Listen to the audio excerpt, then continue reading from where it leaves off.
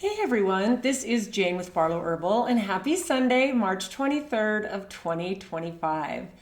If you're like me, you're watching the world change every single day so fast, and to hold on for the ride is a serious understatement at this point.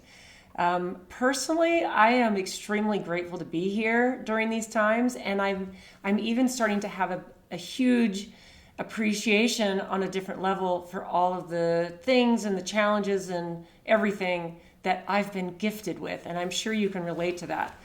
So the very first thing that I spent a few days stewing on this week was this thought: is ignorance bliss in any way?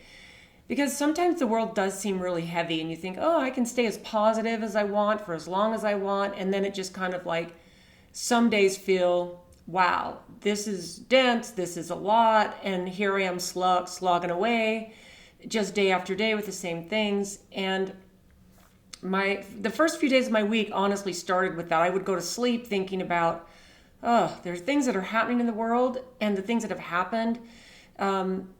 Recently, the last few months, the last few years, that I would just as soon not know. And it really makes you think, is ignorance bliss? In any way? Is there any way? And I have come to realize there's a balance. So here's what I wrote after that. I said, is there a way to stay aware and informed regardless of what's happening and find my way to peace, contentment, and enlightenment? And of course, the answer is yes. I think we all have to navigate that individually on our own, in our own way, with our own timeline, as far as all of our lives look so different with the responsibilities we have, the people we have in our life, and all of the stuff. So it looks a little bit different for everyone. But I do believe that there's a piece of it that is a disconnecting. Once you know the stuff and you get a feel for what's happening, then it's time to disconnect and add to the collective consciousness. That's what I think. So then what I wrote to myself was this: don't forget that you're in a simulation. Don't forget that this is, and you can take that for however you want to take it, wherever your belief systems lie in that. Because I had some other really beautiful thoughts come in this week too. So don't forget you're in a simulation. Every experience, challenge, and breakthrough, it's all responding to the energy that you have the most certainty around. So that's really where the rest of my thoughts went this week, was simply on that thought process of certainty, okay? So here's what I wrote. When you hesitate, you have doubt, or you waver or question anything, if something's possible, what's happening is you're disrupting a signal. So that can be a good thing or it can be a bad thing. In my opinion, if it's something that you want, or the life you want, the abundance you want, the relationships you want, if you have a certain specific thing you want, and you waver, you have doubt, you have these things, it disrupts your signal, the signal of your request to the universe, to God, for what you want, okay? So in the moment you lock into certainty, what happens is reality can shift really fast. Reality can shift super fast the moment you lock into certainty. So this universe or simulation, it follows our expectations. This is where if you let the doubt creep in, think about it as disrupting a signal. I think that is a really powerful thought. If you believe something is impossible, then the universe will agree with you, okay? Because it wants to make you happy. It wants to meet your expectations. And if you put out the expectation of impossible, something's impossible, I'll never get this, I'll never have that, I'll never have the perfect relationship, or whatever it is that you desire in any way, the universe wants to meet your expectations. And this is not new for those of us who have been on a personal development, a truth-seeking journey. What is this world about? How much control do we have over our own destiny? All of the things. In fact, I'm sure many of you remember when The Secret came out. That was a huge shift in the consciousness of many, many human beings who hadn't thought of their life through that lens. And I think that was a powerful start for many, many people. So if you believe something is impossible, the universe won't argue with you. But if you move with unwavering certainty, then what will happen is your reality will start to bend toward that, to that. If you move with certainty, all right. And this is the word of the week. This is the word, certainty with your belief systems, because you can make them go in a negative way, or you can make them go in a positive way. You could even just keep them straight in the middle, and you're just certain that your life is supposed to be mundane. You're not going to ever have anything more, anything less, in all the categories, and that's your certainty of expectation. So that's so fascinating, right? So the world will bend to meet where your certainty is. It'll bend to meet it. Okay? This system or game is really designed to make us forget who we are. Think about that for a second. The way that it's designed, this simulation, this game, this earthly existence, it's designed to make us forget. No matter what your belief system is around how, the life, how many lives we have, what religion you're born in, all of us can agree that for the majority of us, we come in forgetting. We come in forgetting that we are a divine spark of consciousness. We are a piece of God. We are a piece of the great whole that we all long to go back and experience and be a part of the Creator and creation and God. I had a beautiful conversation yesterday with a dear friend, and we talked about, sometimes this world's a little heavy and we just want to go be with God. We can't wait until we can go be there. And I think we all long for that. But the interesting thing is, we have to figure out the question of why do we forget? Okay, so I've got some ideas about that. The system is designed to make us forget who we are. When we remember that we are the Creator, if we remember that, now we can say we are the Creator because we are a piece of God, all right? This is not meant to trigger anybody. Then the game changes when we remember that, okay? The fastest way to the things that we desire is not effort. Okay, think about that. It's simply, we have to be what we are. We have to be, we have to embody it, okay? When we know something, what it does is it shifts and changes the timelines. When we move toward it with certainty, and not with like something has to happen, like it's got to happen and we're trying so hard to think it into existence. Not like that. Walk through the world with certainty. Okay? So what I wrote here is that how it happens becomes irrelevant. It becomes completely irrelevant, which I really, really love. Okay, so I have some ideas about this to continue on this idea. So based on these ideas that we live in a simulation, and we're not only carbon-based, okay, and I know we're carbon-based in this physical avatar, but we are energy and frequency. The system is designed to make us forget who we are. And when we remember that we are the Creator, and we're part of creation, the game changes. If we move with unwavering certainty, the world bends to match it.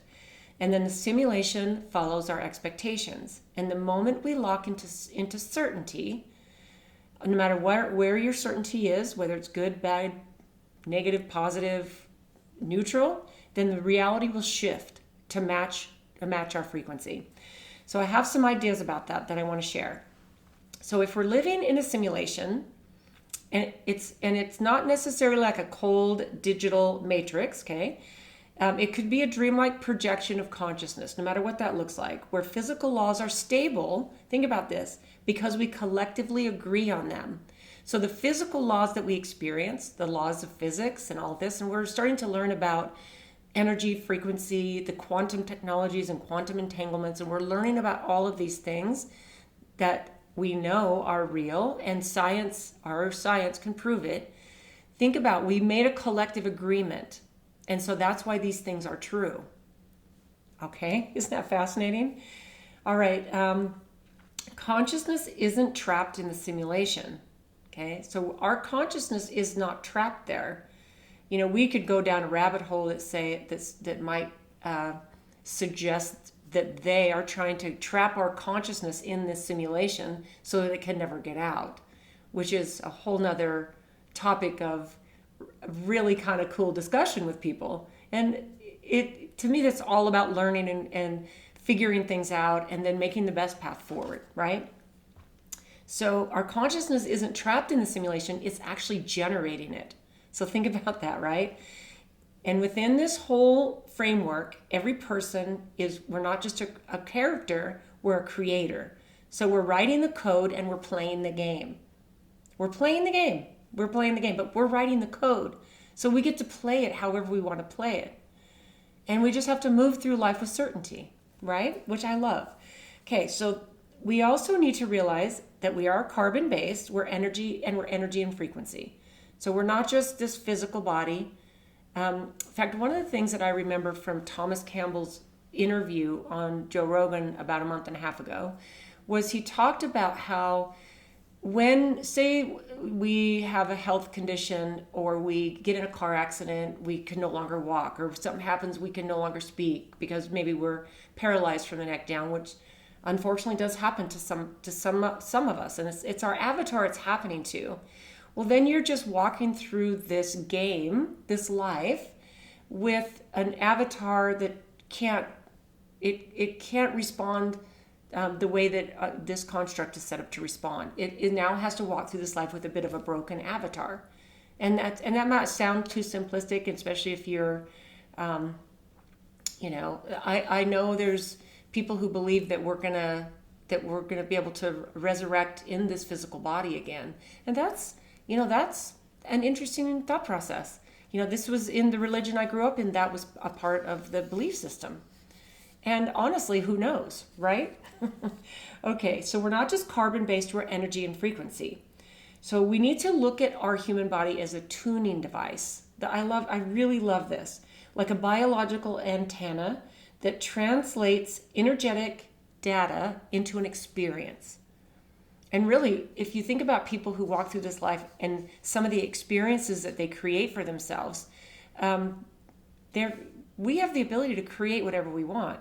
I mean, think about it on the level in this modern world. If we want to go and have, I live in the States, in Utah, and if I want to go have a month-long European trip and travel all through the countries in Europe that I want to visit, or take a safari in Africa, I can do that. I can set that up, and I can create that experience. And that's just a small example of something that we've been doing for a long time as humans, especially in the modern world with the airplanes and all the things that help us move around the planet. It's pretty spectacular when you think about it that way. So the human body can be seen as a tuning device, like a biological antenna, translating energetic data into experience. I really love that. So think about it this way. Every emotion, thought, and belief that we carry is a frequency. All right. When we shift our internal frequency, we begin to tune into a different version of the simulation. And it's almost like, I like to look at this as turning a channel on a radio. And I know that's very old fashioned as far as, I don't think we necessarily we don't really do it like that anymore. But if you have a CB radio, or you are at an age where you remember tuning the frequency of the radio, you can go from classical music to the other side of the dial, which is a full-on talk show or hard rock, or you're just basically tuning into a different frequency. It really is that simple. Okay, so then think about the system's default seems like it's the forgetful mode. That seems like it's our forgetful mode. So here's what I wrote about that. The system, whether it's by design or by the result of a collective inertia, just by the inertia of the collective thinking this way, it trains us to forget. I think we're on a big remembering, personally, and this actually comes in here in a little bit about that. From birth, we're conditioned into limitation. You're small, you're separate, you're just one person in a big world. This is how we're trained from when we come in. I believe we come in these pure, conscious beings, and we know we're connected to everyone else. We know we're whole and connected, and we're part of the collective. We're part of the collective energy regardless. We're all frequency and energy, and just in these carbon-based bodies, right? But here, what's happens is we're taught that we're separate, we're small, and we're just one person in a big world. In fact, how many times have you heard, I'm just one little person, and I can't make a difference? I believe that's changed. I believe more and more people are realizing that they can put out a signal of empowerment and love and high vibrational frequencies, and they know that that one signal is powerful. That's the place where we're moving, and I feel that. The moment we start to remember that we're the creator, the rules start to bend. That's what happens. The moment we remember that. And it's the moment, and we might have little doubts wiggle in and all of that, but the reality starts to bend when you remember that you are part of the creator, okay?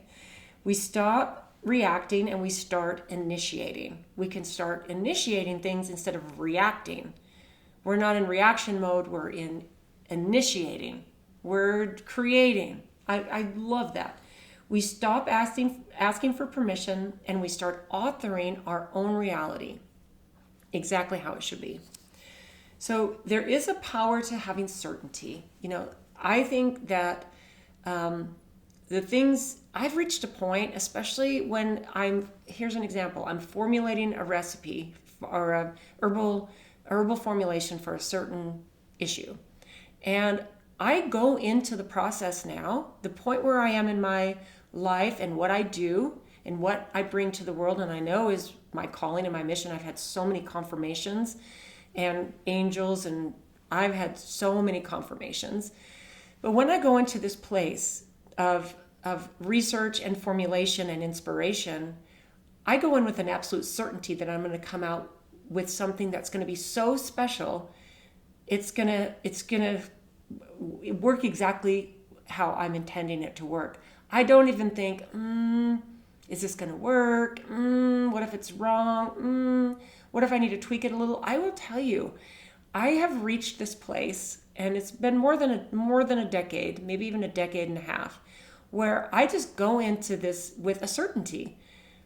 And once it's in its complete phase, it's like, okay, it's birthed. And it's such an incredible place to be in. So there's a power in certainty. And then here's what I wrote about that. There is a key to unwavering certainty because it collapses probabilities, all right? And that might sound weird, but it's just a certainty, okay? Doubt diffuses energy. So when we throw doubt into the mix, it diffuses it.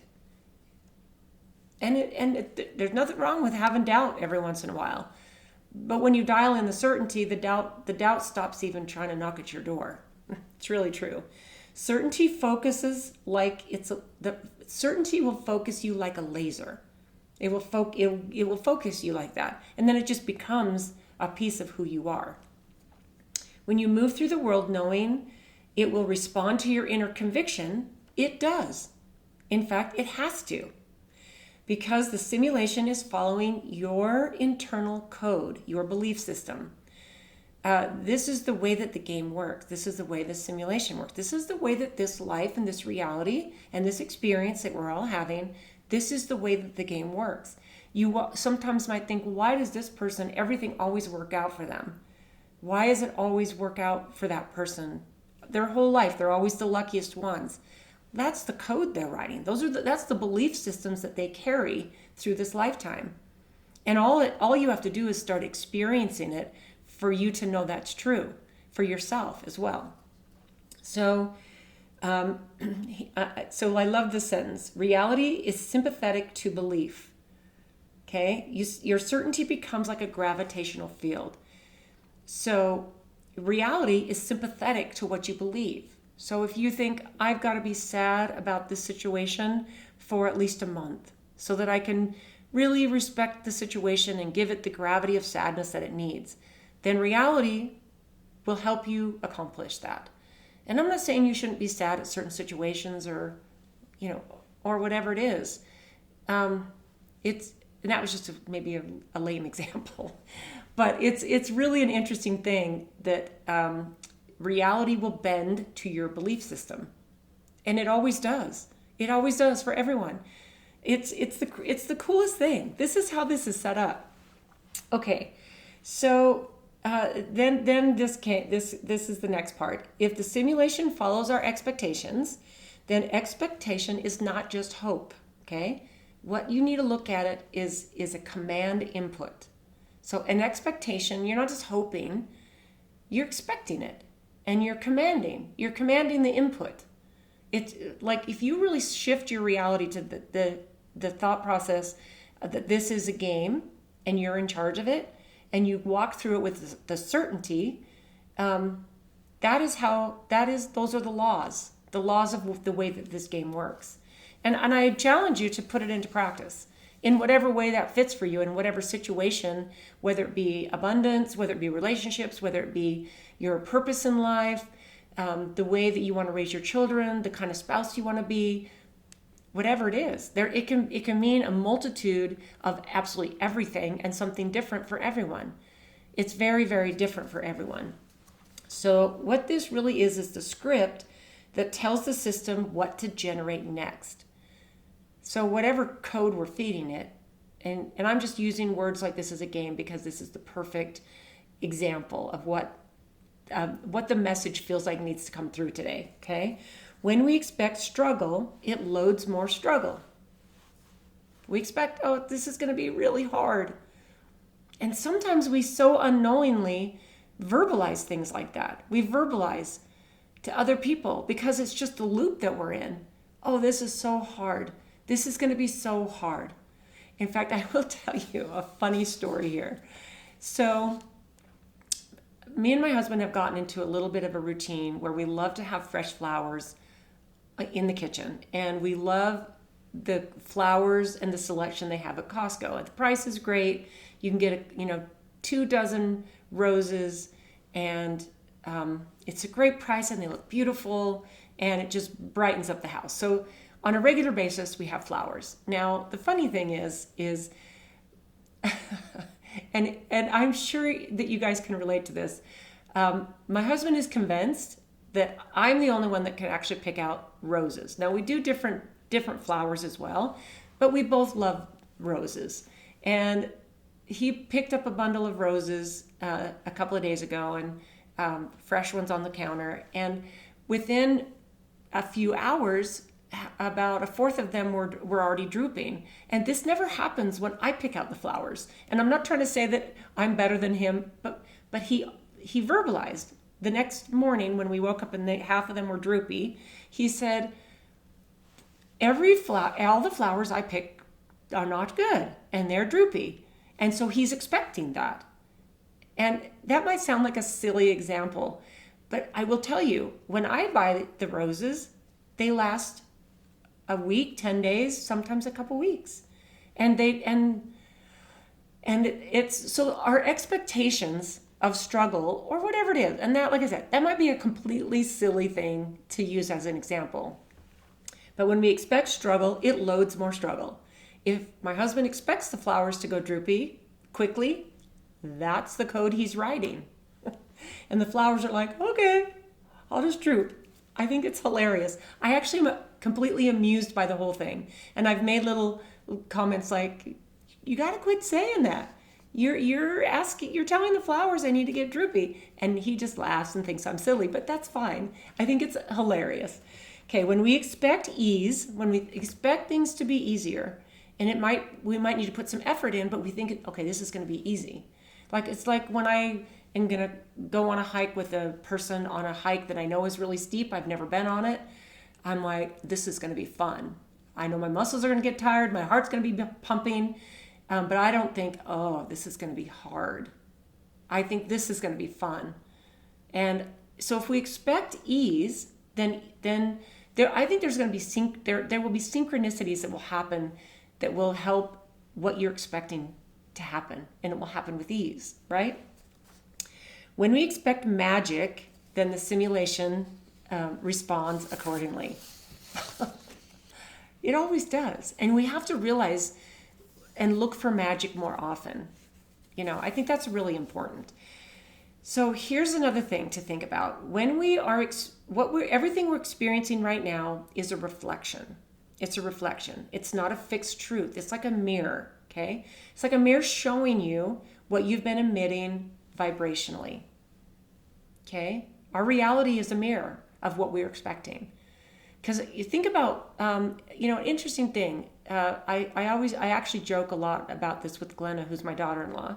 And if you've ever called in and talked to her, she's lovely. She's been working with me for 20 years in Barlow Herbal. And she's been married to my son for a couple years less than that. But so she's been a part of the Barlow Herbal team for a long, long time. She's the mother of my grandchildren. And it's really interesting. In fact, where was I going with this? I was thinking about 2020, and that was a very hard year for me because I thought, the world shut down. I was like, hey, stop, this is not right, and wake up everybody. And she was just like, oh, the world has slowed down and it's quieter, and it's,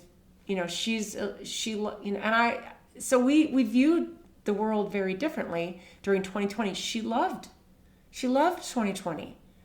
And I was a train wreck during 2020 as far as trying to wake people up and I felt like I was watching our freedoms be taken away, and I was just bored and anxious all the time with everything. So I think that's something really interesting to take a look at, because life and the things that are happening in the collective are going to happen. Things that we don't have control of, but it's our perception of it and the way that we respond energetically. I think that's so powerful. It's like a mirror, okay? The simulation doesn't lie, but it is a mirror. When we change our frequency, the frequency we're emitting, the external simulation, whatever you want to call it, it has to recalibrate. It has to recalibrate to match our frequency. That's the way it has to happen, okay? This is why the moment we lock into certainty, reality shifts fast. The feedback loop is now responding to a new code. This is something to do some practice and do some research, to get a notebook and say, all right, I'm going to do some experimenting. I think that's really amazing. So if this is really a game, and I think this is going to be a really good place to end it. Okay, well, we'll see. I've got a couple other things here, and I don't know how long I want this to be, but so here's the question. So what is the real game? That's the question I ask myself at the end of this thought process. What is the real game? And this is what I've come to. The real game is this. We need to remember who we are. That's number one. We need to decide the reality that we want. That's number two. Number three is we need to align our frequency with the reality that we want. Our thoughts, our emotions, and our expectations. And then we need to move through the world as if it's already real, with certainty. Just move through the world as if it's already exactly how you want it. And then the system needs a little bit of a chance to recalibrate and move into the reality that you have with certainty are expecting, right? And then we just need to watch the simulation adjust. It'll adjust itself. We need to stop being a player on the board and start being the hand that moves the pieces. But here's the thing. I think we can do both. Okay, I think we can be the one writing the code, and we can be the player as well. So after I wrote that, then I wanted to actually think, I thought, well, I want to expand on this whole thing of remembering who we are and these little things I just went through. So I'm going to go through these thoughts I wrote down really quickly. So when we remember who we are, this is the first awakening. This is the first thing. If you remember when you thought, oh my gosh, I am a part of God, and you have that realization drop into your being, that is the first. That is it. That's the first, your first awakening. You're not your name, your job, your story, or your trauma. You're not even your body.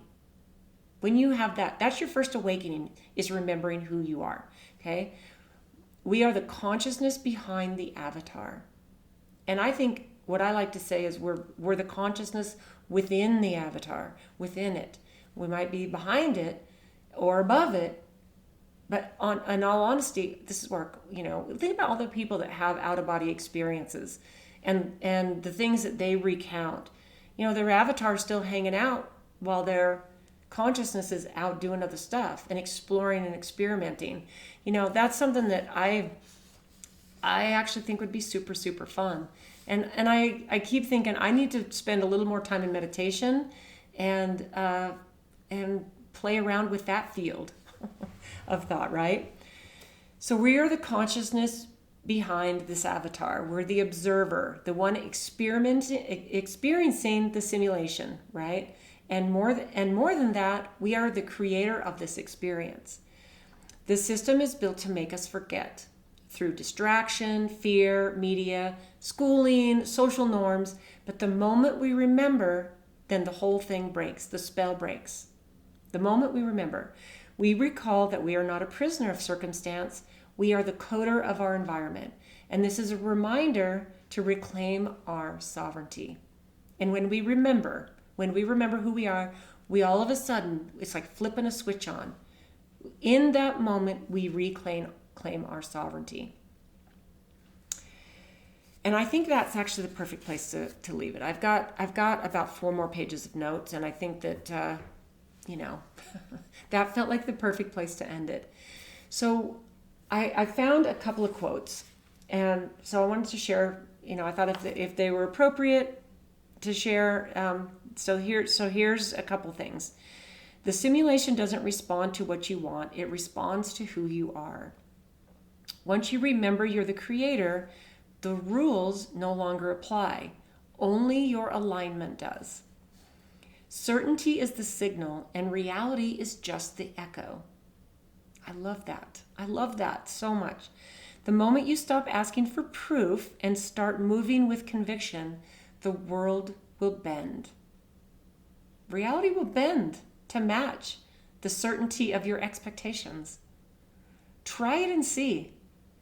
I will tell you, for certainty, I know this happens. It's a beautiful thing. You are not here to survive the simulation. You are here to rewrite it. I believe that those of us who are here have remembered who we are and we know what we know, that we are here to rewrite. We are here to rewrite this game of life, this game of humanity.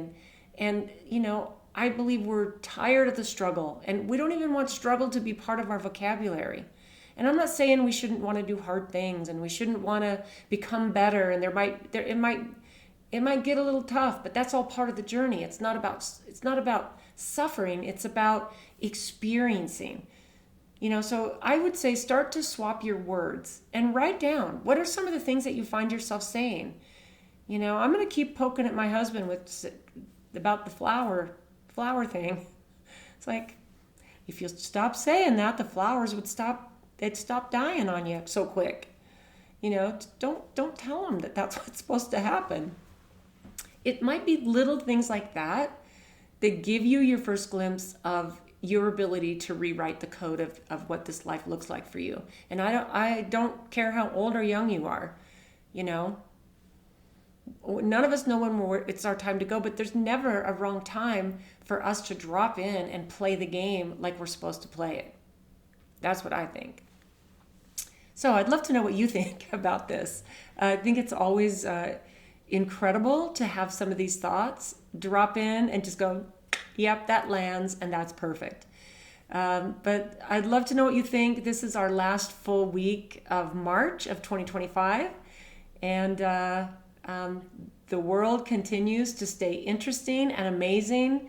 And regardless of what you have going on in your life, whatever things that feel heavy, know that you have the ability to change them.